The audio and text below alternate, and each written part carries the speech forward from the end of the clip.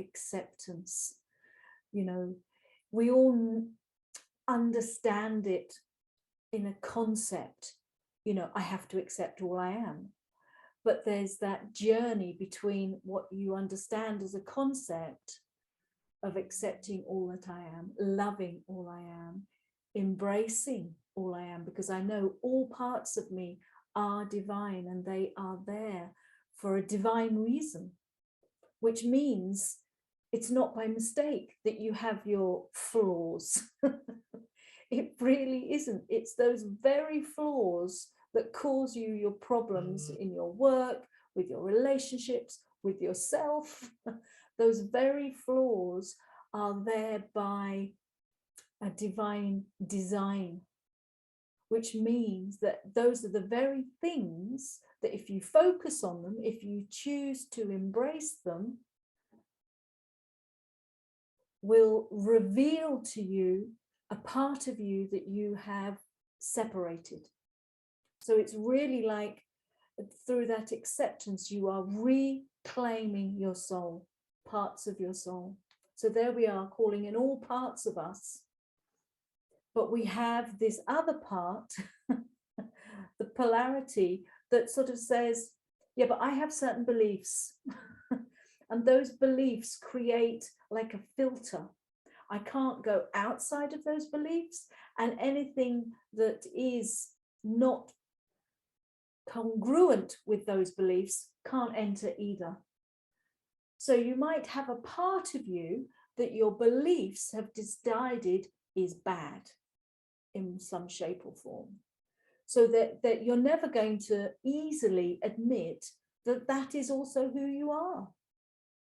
And as we progress on our journey, obviously we embrace it step by step, and that is the process of life. But to allow yourself that wisdom of knowing that there is nothing wrong, nothing wrong. There is no good, there is no bad.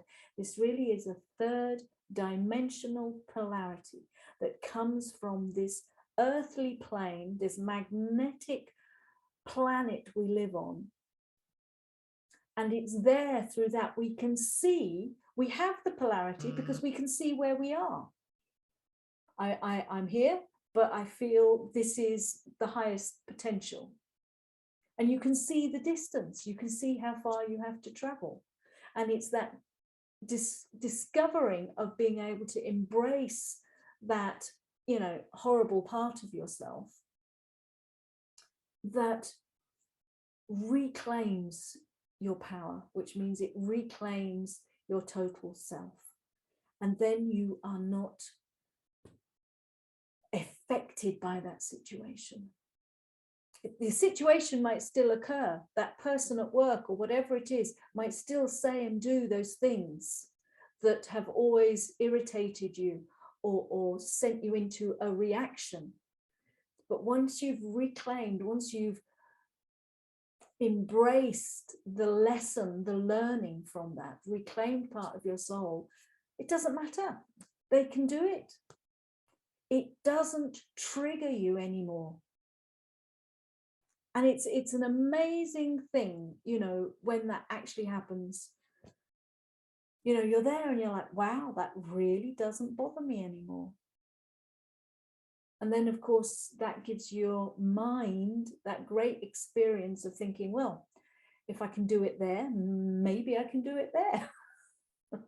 You still have to do the process because you still have to resolve that that distorted energy.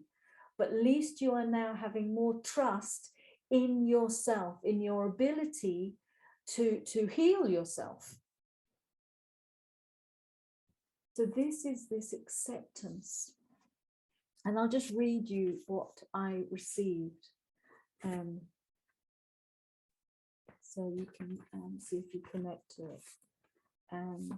So what I received was, value what you are.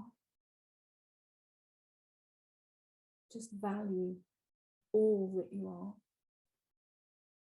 Every emotion, every thought,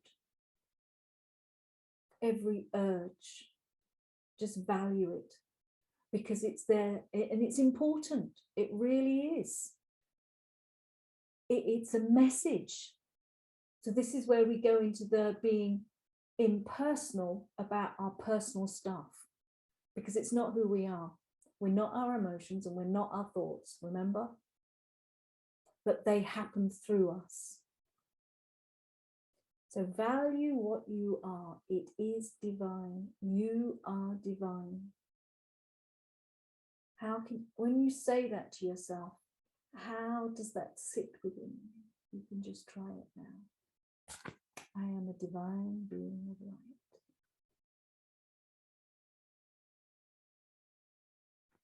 And just notice whether there is a bit of you that sort of goes, there's usually a little twitch or a little reaction if it doesn't sit within you comfortably, which means you're not able to really embrace that as your truth. And that is good. And then I would say, if you have that, dive into that reaction, explore that, because that is the part of you that's in separation, and you want to reclaim that. You have no need to be more than you are. That doesn't mean you're not going to expand. That doesn't mean you're not going to transform or change. But you don't need to do it more. Remember, the ego part of you will always want to be something other. You don't need to be other than what is in the moment. This is the acceptance of the reality. Can you accept the reality as it comes to you in the moment? And that includes your reactions, your thoughts, your emotions, and the others. It's like the human part of you might want it to be different. That's fine. You can hold that human part of you. The human of you might think, why do they do that? It would be so much easier if they didn't. You can hold that part of you. The reality is it exists. Don't waste your energy fighting what exists. It exists. It's like, don't cry over spilt milk. The milk is already on the floor. Hold it. Call on all parts of you, connect to as much of yourself as you can. And then through that, you will receive a guidance, a clarity on, what do I do with this spilt milk? There's no point fighting. This is the old paradigm of this enemy paradigm. There are no enemies. That doesn't mean that you're going to like everything.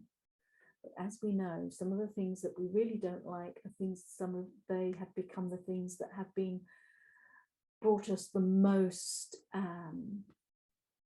amazing insights. So you are enough. And whenever you have that feeling of I'm not enough or da-da-da, really balance that with that thought, I am enough. I am enough. Listen to a different voice within you.